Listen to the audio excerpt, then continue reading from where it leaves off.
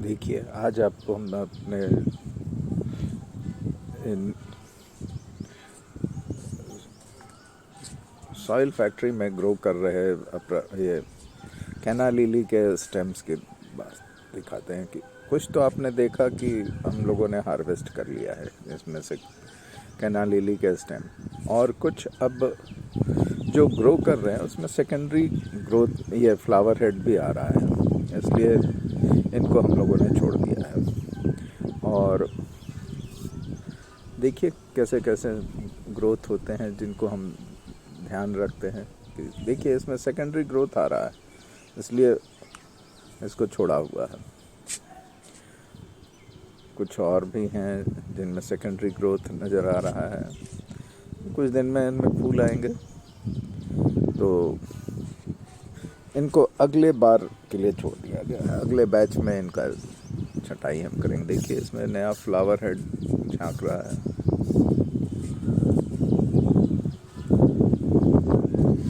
फूल खूबसूरत से हैं।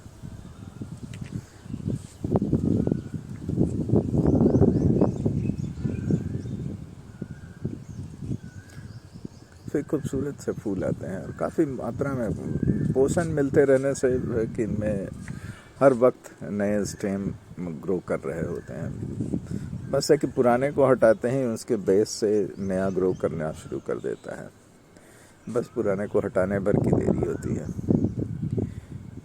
तो आज हम लोगों ने करीब करीब 25 स्टेम हटाए हैं।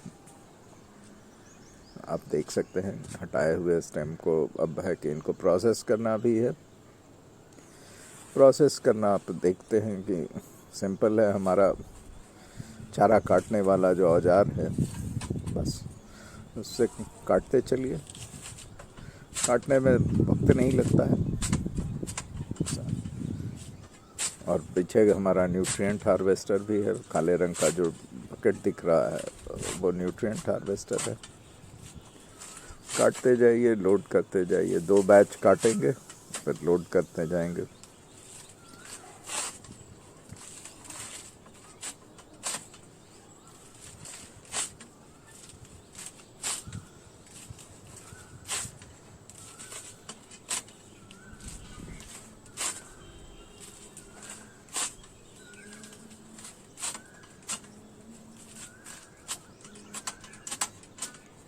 एक लॉट में 3 से 4 हम कैना के स्टेम्स को चॉपिंग करते हैं।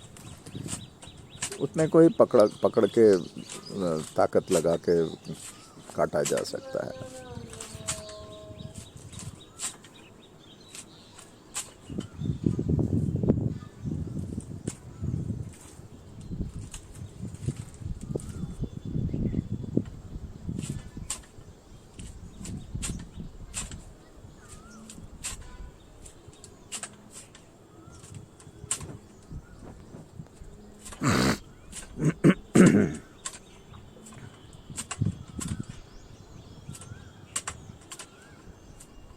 देखिए एक लॉट की कटाई पूरी हो चुकी।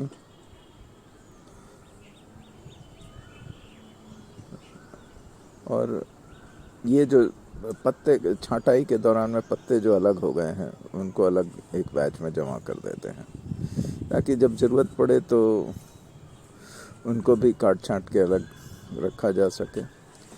फिर है कि अगला बैच बनाया जा रहा है। देखिए नेक्स्ट लॉट को छांट रहे हैं।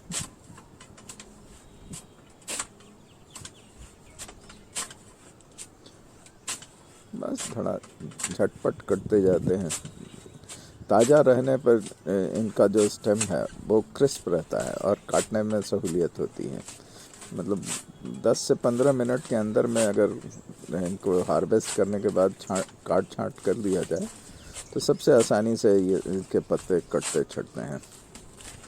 तो इस तरीके से हम काटना छाँटना बेहतर समझते हैं कि जल्दी जल्दी काट लिया जाए तो बेहतर तरीके से ये छंटेंगे।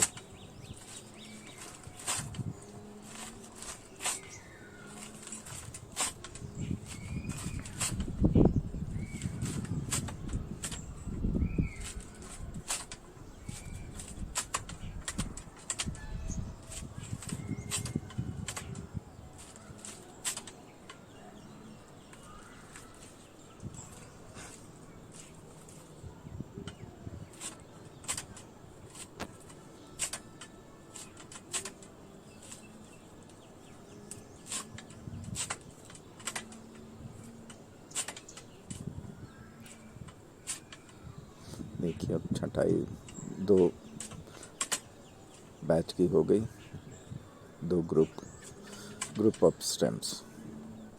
अब है कि इनको उठा के इस बेलचे की मदद से उठा के न्यूट्रिएंट हार्वेस्टर में डालते चलना होता है। अननेसेसरीली हम जमा ज़्यादा नहीं करते हैं और सबको जमा करते चलते हैं, तो ये काम आसान होता है।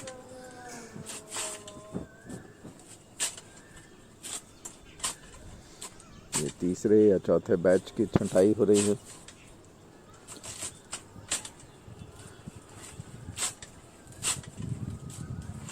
छंटाई की प्रक्रिया एक समान ही चलती है कि इसको रोटेट करते चलना पड़ता है ताकि हाथ में पकड़ बनी रहे। जितने अच्छे पकड़ रहेगी उतने अच्छे से छंटेंगे, छंटाई हो सकेगी।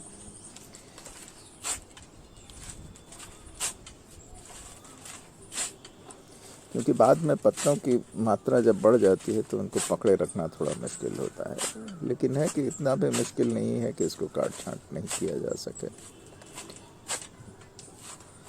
तो अब थोड़ी बातें हम कर लेते हैं कि इन बायोमास के काट छांट करने के बाद जो हमारे को इसमें से न्यूट्रिएंट्स हार्वेस्ट करने को मिलेंगे, तो इसमें पोटेशियम काफ़ी मात्रा में होता है। हर अंग में पोटेशियम होता है। फास्फोरस को छोड़ दिया जाए तो सारे पोषक तत्व इसमें से हार्वेस्ट करने को मिल जाते हैं।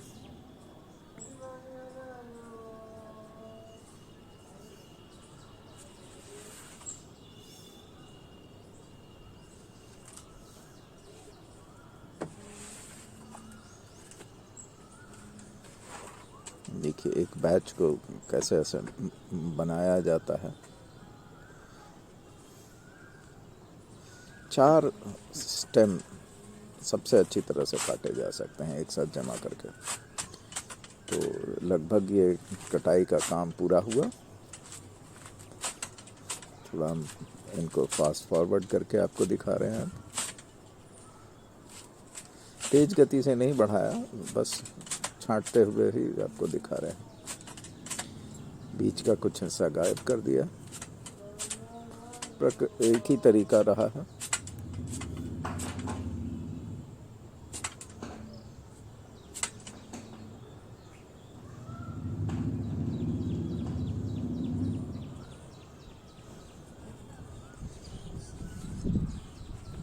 अब बचे खुचे जो पत्ते थे सबको एक बार में जमा करके काट छांट कर दिया जाएगा।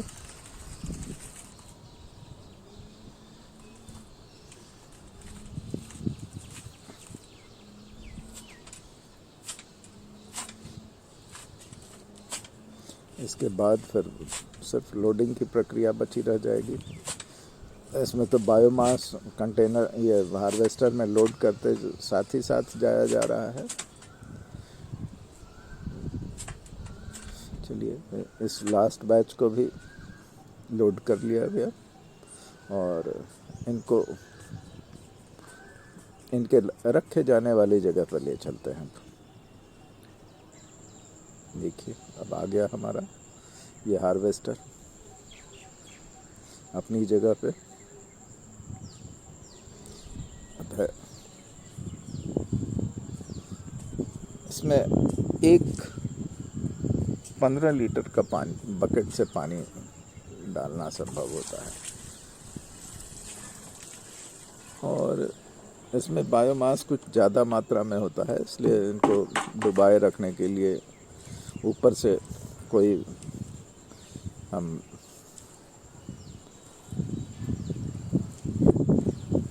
जाली और ईंट की ज़रूरत नहीं रहती है, क्योंकि कम मात्रा में कोई बायोमास रहता है तब वो ईंट और जाली की आवश्यकता पड़ती है डुबाए रखने के लिए। और ये है कि ऊपर जो इसके जो बकेट हम रखेंगे उसके दबाव से ही ये डूबा हुआ रह जाता है। तो ये अब देखिए ये बकेट उसके ऊपर रख दिया गया।